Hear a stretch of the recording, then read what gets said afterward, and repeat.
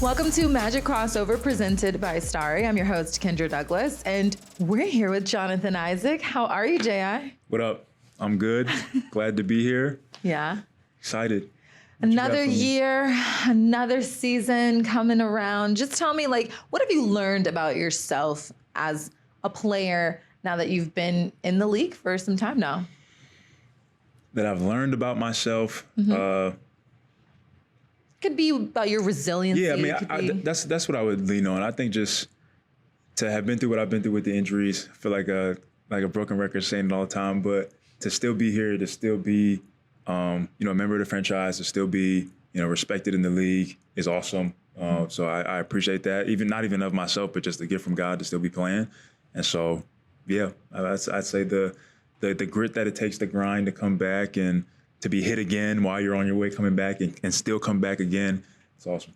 You are also the longest tenured player on this team. Yeah. I'm the big dog now. You are. It's funny, if there's a picture of everybody and there's one, it was a long time ago, but you look so young in the picture. Yeah, no. It was a staff photo with everybody. Thanks. And you're so young. You look like you're just a deer in headlights. I'm just happy to be here. Yeah, exactly that. I just saw, I don't know, I think they did it for me today, the year 1 to year 8 for everybody, how long they've been in the league. And yeah. I know what photo you're talking about. It's crazy. Yeah. Just in that moment now, knowing that, how does it feel to kind of be I've seen it all and I've been a part of this organization for such a long time? It feels good. It feels like I've grown up in the league. Mm-hmm. I've become a man and, I remember the feeling of coming to the NBA just well, I don't even know what I'm doing here. I just got drafted, so I'm here. Yeah. And having to walk through that, to grow up, to, find out who I am and what I like, what I don't like, and just kind of, build my life has been throughout the league. So, including building your life, it also means giving back to this community as well, which I've seen you do a lot here in Orlando. So what does it mean for you to kind of use your name and your likeness to help give back to the city? It's awesome. I believe that we're blessed to be a blessing. And so whatever I can do, to give back to the city, kids that look up to you, people that are hurting on a daily basis, to provide relief and aid and whatnot. And a lot of my work like that goes through the church. So the church I attend here in Orlando, they do a ton of work and I'll try to be a part of it and invest that way. For you, just also being a family person, how is it kind of really being able to build your life here in Orlando and be able to have your family here? And what's it like being a dad?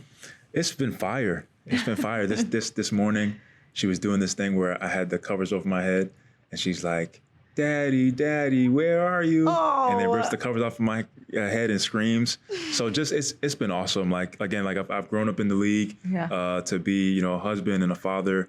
It's just been truly amazing and just growing in it, the challenges, working through it. And it's been an amazing, just beautiful process. You said that she said daddy. So what was that first moment when she did say dad? Did you go crazy? Was it a weird, crazy feeling? I don't even remember.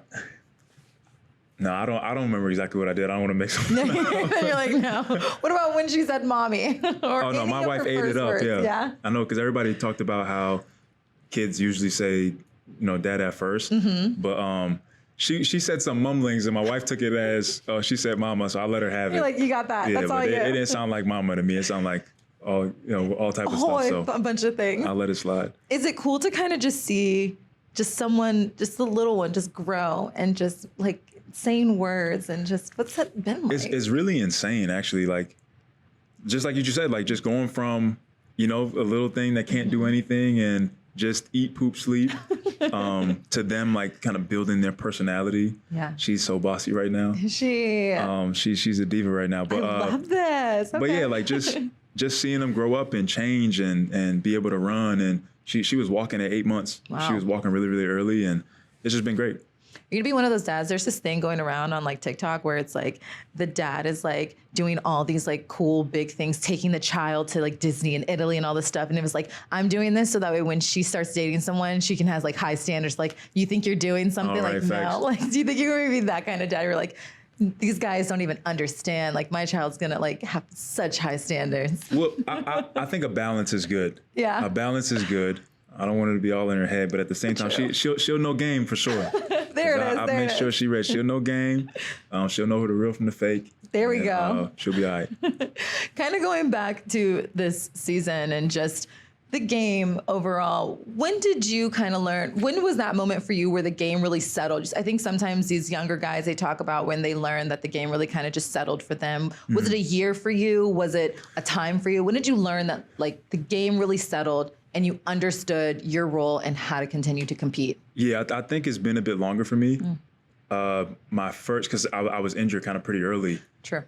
With ankle stuff early on. But I think my third year is when I started to kind of, calm down a bit and started to figure out slightly. And and then I went down. And so really now, like, there's a point in last season where, the shots started falling really well and everything. So I was just, everything started kind of to pan out. And it's been great to have a really healthy off season and roll into the next season where I can expand upon that.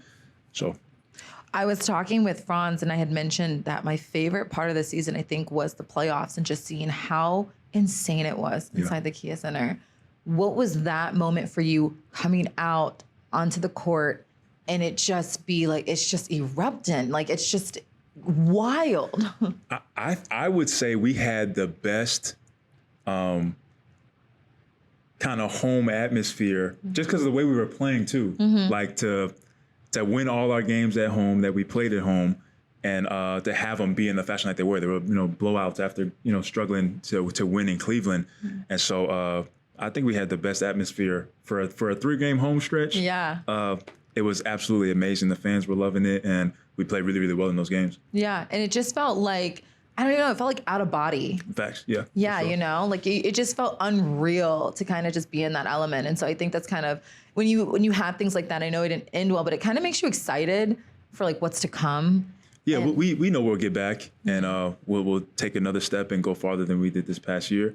Yeah. And so, I'm super excited. I know that they're going to be, loud and crazy. There was that one moment during the playoffs where I think somebody had a steal and it was, a turnover and I hit a 3, but that was the loudest that I think I've ever heard the Kia Center, period. Yeah. And that was crazy.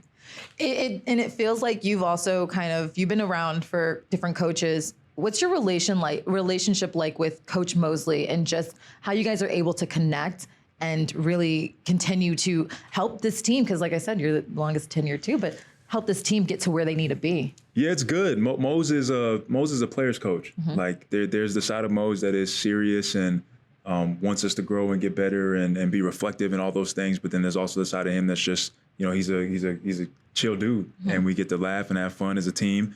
And I think he plays that balance well, where it's like you still can go talk to him, but you're still not trying to be out here, doing whatever. Yeah. And so, yeah. Yeah, because sometimes I feel like when you hear players coach, I don't know, I feel like sometimes you hear it nowadays and they're like, oh, no coaches should be a player's coach. But it does feel like he has that balance where he's able to kind of really find the dog in you guys Right. and really able to really like coach you guys up. But he does seem like a coach who you're able to like talk to and confide in and really go over what you need to go over to get better. You kind of feel that way a little bit too. Yeah, exactly. We ran a lot during training camp, so that's that side of Mose. That's that coaching side. But yeah, the piece about being able to connect and have a relationship outside of the court, makes all the difference. Awesome. I want to play a game with you. Okay. And this is a game where like you have to blind rate your best defensive plays. Blind rate them. What do you mean? So I'm going to show you a scale out of like 1 to 10, 1 to 5. Oh, the thing. Yes. Okay, yeah, bet. Okay, facts. And I'm going to show you them and you're going to go look at them and you have to, so there's 5 of them. Okay. And once you rate it, It stays. it stays. Okay. You ready? This is going to be perfect. I'm going to kill this. You're going to kill this. Okay. Honestly, that might be 1. Yeah? I think just because of the way it was. I mean, Jalen Green got bounced. That was it was one of those moments where it's like, okay, are you gonna step up or you're not? And we were winning. It wasn't like I had to, but the instinct just kicked in, and I was like, all right, I'm going for it. So I think for degree of difficulty, and it being Jalen Green, I'm gonna go with 2. Okay, Number 2. okay. Just because I know what other plays probably on here. Okay. Let's get to this one. Okay, well, yeah, this is cool just because it's him. But I don't know how to say this without sounding like cocky. Like, it wasn't hard because he jumped from so far away. Okay. And it was on his way down. So I'm not going to count that as some kind of crazy freak play. Probably just the fact that I jumped is the crazy part. So I'm going to put that at 4. Okay. I'm going to put that at 4. Okay, so we already have 2 and 4 out.